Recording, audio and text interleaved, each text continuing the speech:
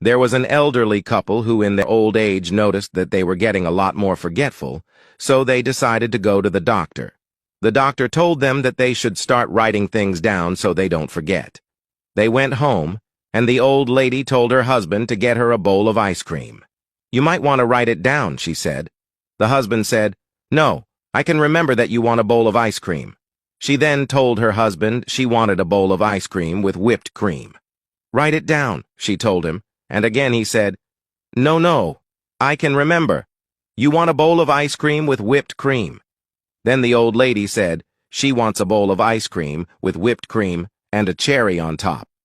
"Write it down," she told her husband, and again he said, "No, I got it. You want a bowl of ice cream with whipped cream and a cherry on top." So he goes to get the ice cream and spends an unusually long time in the kitchen, over 30 minutes. He comes out to his wife and hands her a plate of eggs and bacon. The old wife stares at the plate for a moment, then looks at her husband and asks, "Where's the toast?"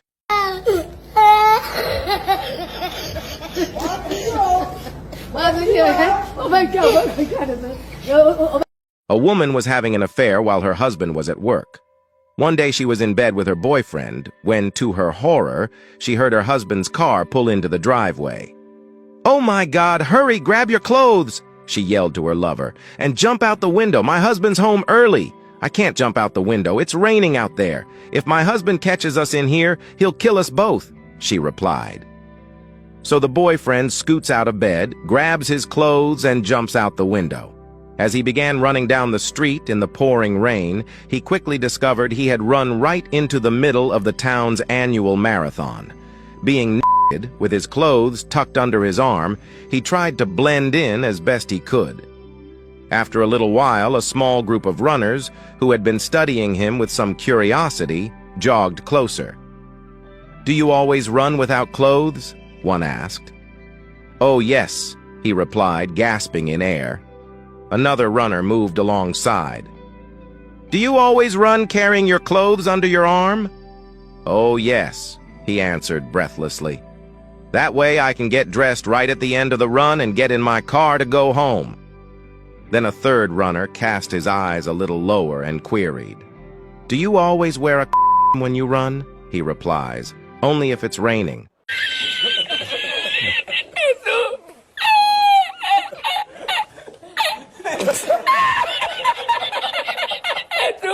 So it's 3 a.m. and a man is speeding down the highway in his brand new Mustang, doing 180 miles an hour.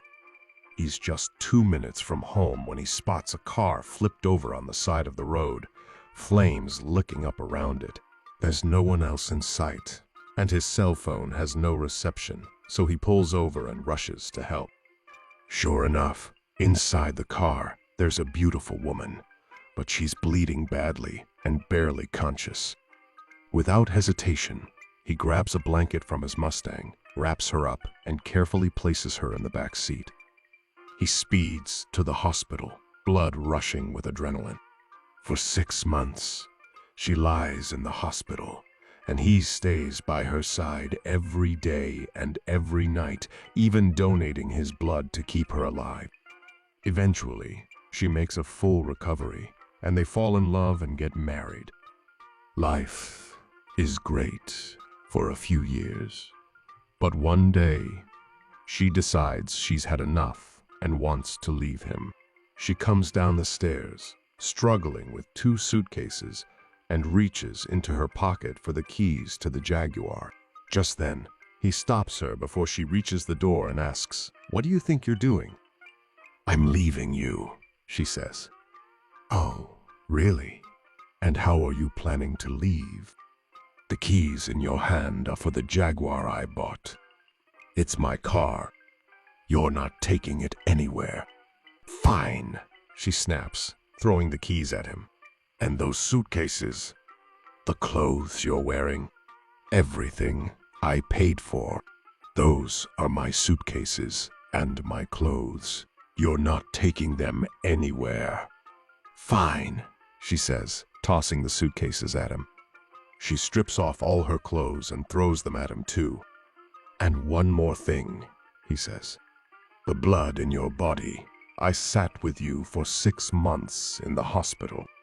Half of that blood is mine. You're not going anywhere with that either. She looks him dead in the eye, pulls out her tampon, throws it at him, and says, I'll pay you back in monthly installments. Here's the first.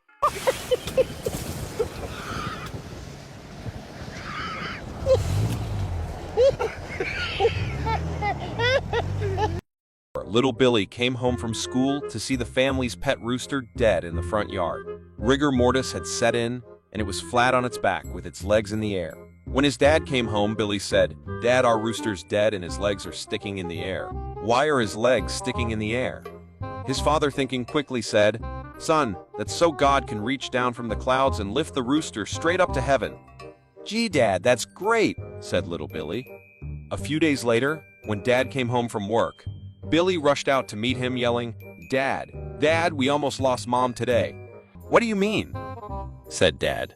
"Well, Dad, I got home from school early today and went up to your bedroom, and there was Mom flat on her back with her legs in the air screaming, 'Jesus, I'm If it hadn't have been for Uncle George holding her down, we'd have lost her for sure."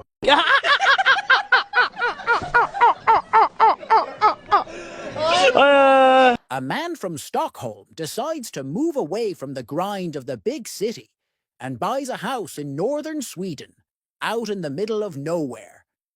After having bought his house and gotten settled, a local comes to his house and greets him. "Hi, I'm your closest neighbor, and I want to invite you to a welcoming party." The Stockholmer is pleasantly surprised and agrees. "All right, I'll see you tomorrow. But so that you know, there is going to be a lot of drinking." The Stockholmer thinks for a while, but he has drunk a lot in Stockholm as well. "Not a problem for me." "Fantastic," said the local as he went a bit further away, then stopped and turned around. "You know, there might be some first fighting as well, just so you know." The Stockholmer was a bit shocked by this, but thought he could probably defend himself. "I'll sock someone in the jaw if I have to." That's the attitude. The local walks a bit further away, but then stops as if he had forgotten one last thing. "Oh yeah, there might be nudity and sex, if you can handle that." The Stockholmer definitely was not expecting that. But hey, he has had sex before. It might be fun. "Sounds interesting, but should I bring anything to the party or dress in a certain way?" "Don't worry about it," said the local. "It's just going to be you and me."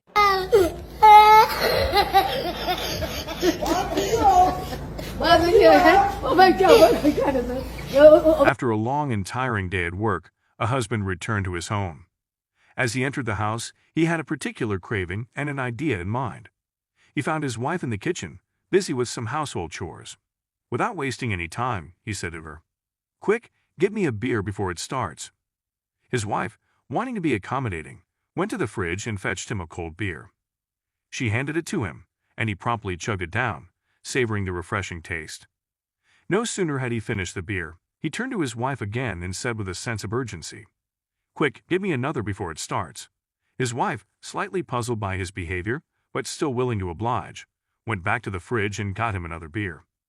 The husband quickly chugged down the second beer as well, just as he had done with the first. Then, almost like a broken record, he said yet again, "Quick, get me another beer before it starts." By this time, the wife's patience was starting to wear thin. She looked at her husband, who was comfortably seated and showing no signs of getting up. Frustrated, she responded, "If you want another beer, you lazy bastard, get your fat ass up and get it yourself." The husband, hearing his wife's exasperated response, murmured under his breath, "Shit, it started."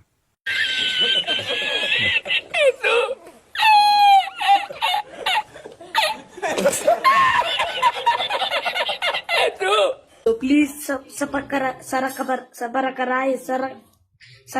whatever. God. You're so awesome, Lawrence Lim. It's Lawrence Lim with the W. Please subscribe.